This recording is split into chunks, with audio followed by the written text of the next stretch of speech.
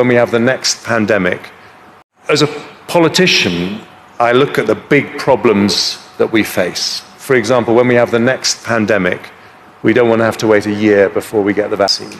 And if AI can shrink the time it takes to get to a month, then that is a massive step forward for humanity. Yes, there is something, I don't know if you notice it. Klaus Schwab got up and walked out of room during Argentina president's speech at Davos, attacking globalist power, hungry elite. We have a lot of things, so look into this video. Before we even go into that, I will play you this video so you can get the summary of what happened. If you have not subscribed to this channel, please endeavor to do that, and if possible, why not share this video? When you take a look at this article recently published by the Gateway Pundit, President Javier of Argentina took the World Economic Forum by storm with a provocative keynote speech on Wednesday. The libertarian leader delivered a blustering critique of socialism and a favoring endorsement of capitalism principles before a crowd of the world's most influential political and economic figures. Now, when you take a look at what he did, he was being appreciated by everyone. I don't understand why Klaus Schwab walked out. Take a look at this video. The World Economic Forum's Global Risks Report for 2024 has just recently come out, and TikTok, I am simply reading from the World Economic Forum's website to tell you what they say are the biggest global risks that we face in 2024 and beyond. Okay. The World Economic Forum's Global Risks Report 2024 says the biggest short-term risk stems from misinformation and disinformation.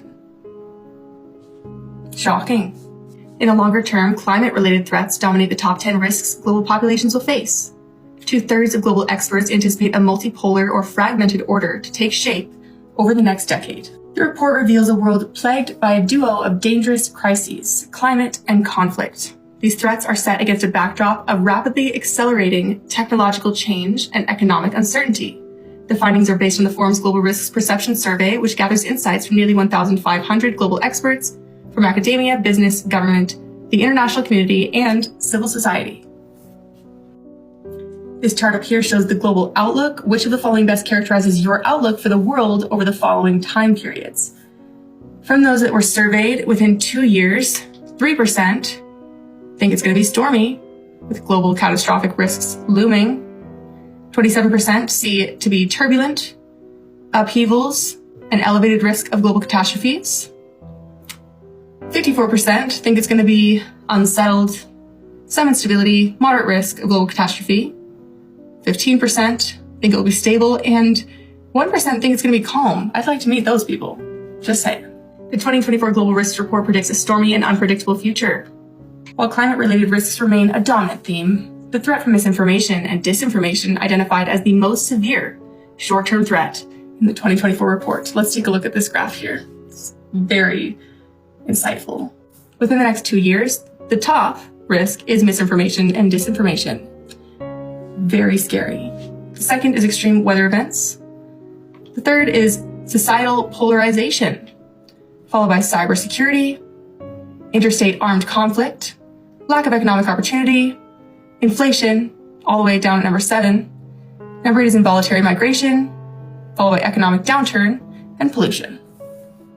Yes, I believe you've seen the summary of what actually happened. Fox News had a segment. They actually talk about why Klaus Schwab walked out.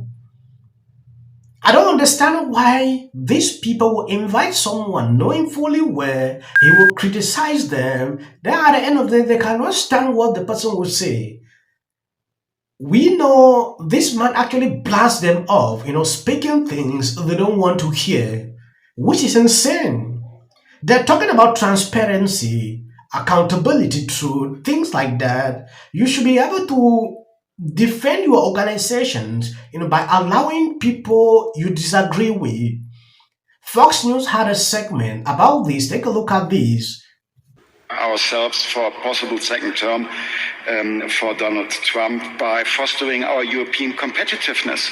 The best defense, if that's the way we want to look at it, is attack. And to attack properly, you need to be strong at home. Those were the global elites at Davos revealing how they plan to, quote, Trump-proof their economies should he win re-election.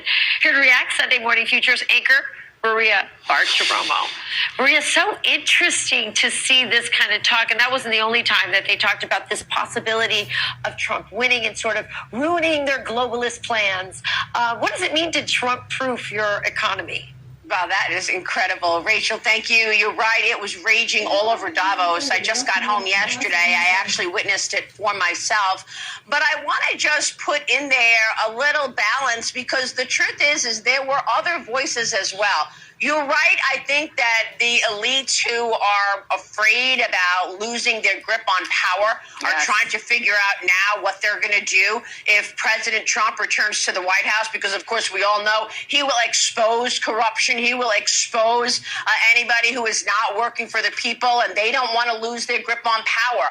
But the other voices in the room were also heard. We spoke earlier on your program. We heard from Kevin Roberts, the head of the Heritage Foundation, who smacked the whole idea of global. Yes, that was one person they also hated for simply being outspoken about the organization. I think I did a lot of videos about that, which I will not be able to go back into it. Elites are in panic because people have realized who they are. If you notice the past videos coming out from Davos, no one was actually having that heart to stand and talk against them. Yeah, things have changed. Maybe you will never even see these people back into this organization. They will never invite them again for simply being outspoken, calling them out. Question, did they invite you? Did you crash the party? How did you end up there? Oh, man, they invited me. I never would have gone there on my own volition. And in fact, when the invitation arrived at Heritage, Pete, I told my staff, y'all are playing a joke on me. I've not been invited to the World Economic Forum.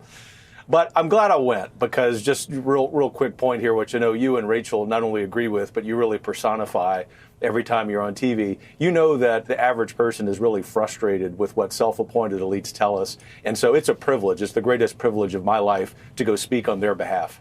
No doubt. So you were there as part of a panel entitled "What to Expect from a Possible Republican Administration." So were you almost there? Like, were you meant to be kind of like a zoo animal for those at Davos? Like, who are these Republicans that might take power again?